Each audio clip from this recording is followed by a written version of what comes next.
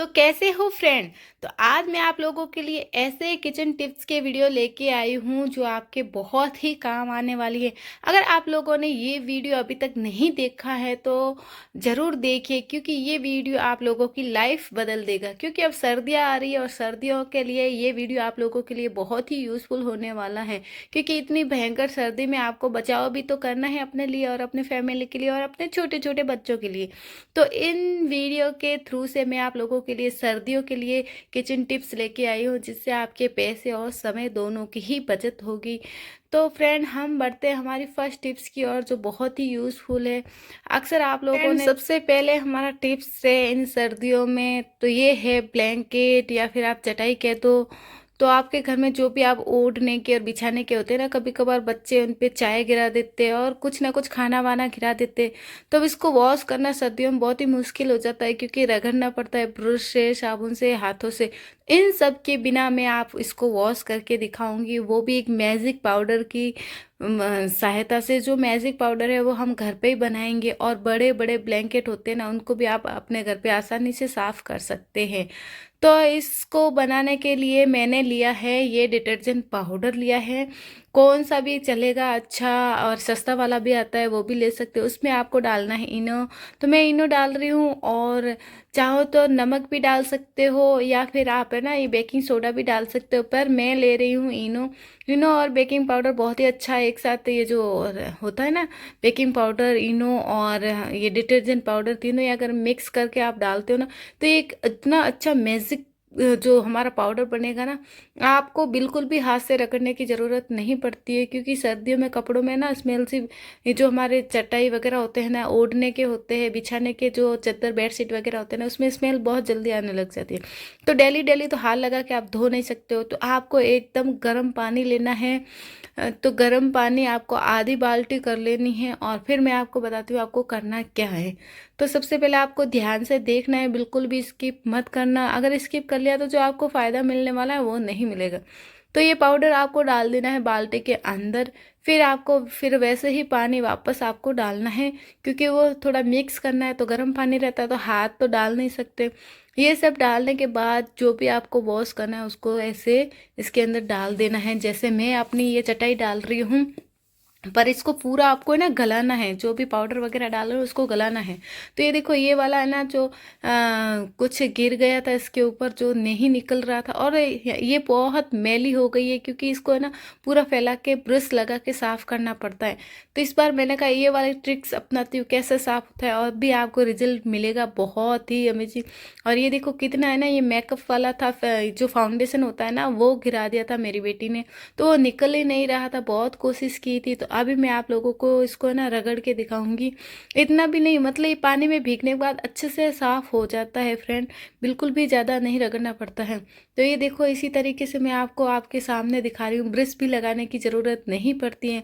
चाहे सब्जी का दाग हो या फिर किसी का भी दाग हो, बहुत ईजी तरीके से आप भिगो के रखोगे ना, बहुत ही ईजी तरीके से ये साफ हो जाता है। आप देख ही सकते हो, आपके सामने रिजल्ट दिख रहा है।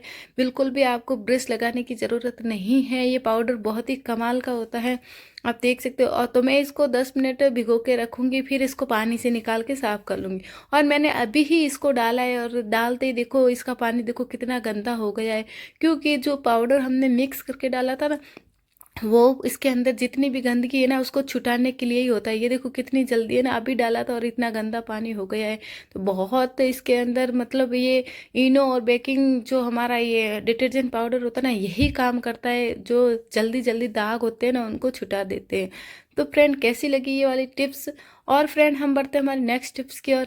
फ्रेंड्स, ये देखो हमारी ब्रश होती है ना, बहुत हम दांत इससे साफ करते हैं, पर ब्रश को बस एक बार धो दिया ऐसे फिर रख देते हैं।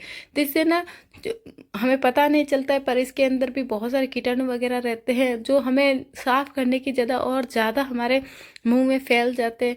तो आपको सप्ताह में एक बार, एक ऐसा मैं आपको अभी आइडिया बताऊंगी, ट्रिक्स बताऊंगी आपको। सप्ताह में एक बार, और बच्चों की भी ब्रश होती है तो उसमें भी है ना खतरा ही होता है, हम कुछ भी करते हैं तो सप्ताह में एक बार ऐसा आपको कर लेना चाहिए। गर्म पानी लेना है और गर्म पानी को अच्छे से गर्म करके उसके अंदर आपको डालना है बेकिंग सोडा।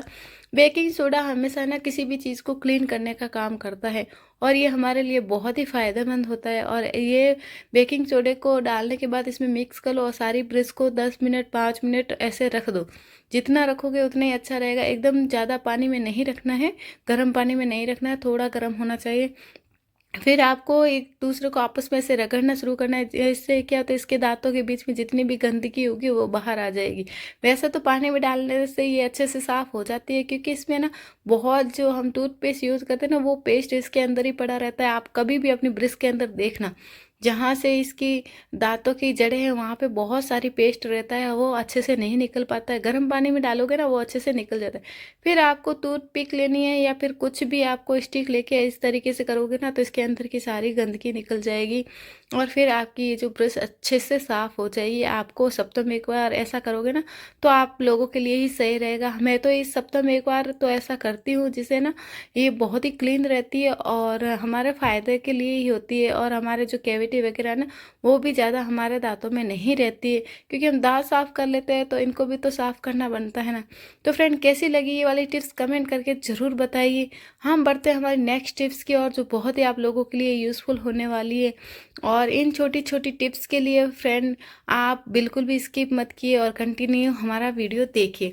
तो फ्रेंड, ये है ऑयल का पैकेट। आप लोगों को पता ही है, जब भी हम ऑयल लेके आते हैं तो जब भी इसको ओपन करते हैं ना तो इसमें एक इसका ऐसा ही ढक्कन आता है जिसको खींच के ऑयल निकालना पड़ता है। तो अभी आपको बताती हूँ। और कभी कभार तो हमें ना ऑयल को ऐसे लेते हैं ना, किसी दूसरे डब्बे में डालते हैं ना, तो वो फिर ही बोतल से थोड़ा थोड़ा बाहर आ जाता है और हमारा जो स्लेब वगैरह पट्टा वगैरह है ना वो भी खराब हो जाता है। तो फ्रेंड, आपको मैं अभी बताती हूँ आपको करना क्या है। इन सारी समस्याओं का समाधान अभी मैं आपको बताती हूँ। इस तरीके से आपको खोलना है, इसको पूरा नहीं खोलना है फ्रेंड, क्योंकि पूरा खोल दिया तो एक साथ पूरा ऑयल आ जाता है और हम लोगों को पता ही नहीं चलता है और पूरा ऑयल गिर जाता है। आपको धीरे से खोलना है। इसी तरीके से ना आपको वापस इसको ऐसे लगा देना है। इससे क्या होता है, हमें जितना ऑयल चाहिए उतना ही आएगा। और एकदम कभी कभार आप लोगों ने देखा ही होता है, एक साथ बहुत सारा ऑयल आ जाता है और बाहर भी गिर जाता है। फिर ऐसे किसी डब्बे में डालते हैं तो उसका ऑयल लेना थोड़ा थोड़ा गिरता हुआ नीचे आता है और पूरी जगह खराब हो जाता है। तो इसका आज मैं आपको सॉल्यूशन बता रही हूँ, आपको करना क्या है। फ्रेंड, आपके पास रबर होगा, जो हम बाल वगैरह बनाते हैं, चोटी वगैरह बनाते हैं, वो रबर आपको लेना है। और या फिर आप स्पंज को किसी को काट के इसे यूज ले सकते हैं और ऐसे पहना दो। और ऐसा करने से क्या होता है, जो ऑयल हम डब्बे में निकालते हैं ना, तो साइड में से निकलता है ना, वो इस रबर के अंदर एब्जॉर्ब हो जाएगा और बिल्कुल भी बाहर नहीं आएगा। तो इससे ना हमारी बोतल भी ख़राब नहीं होगी और हमारा जो फर्श वगैरह होता है वो भी ख़राब नहीं होता है। तो चलो फ्रेंड, आपको एक और टिप्स बताती हूँ। हमें ना जो भी ऑयल के और जितने भी कैन वगैरह या डब्बे वगैरह ऐसे स्लैब के पास रखते हैं ना, तो वो कभी कभार है ना थोड़ा थोड़े चिकनी चिकनी हो जाती है और धीरे धीरे करके वो ऑयल उधर पर बहुत सारा जमा हो जाता है और कितना भी साफ़ करते हैं ना वो साफ़ नहीं हो पाता है।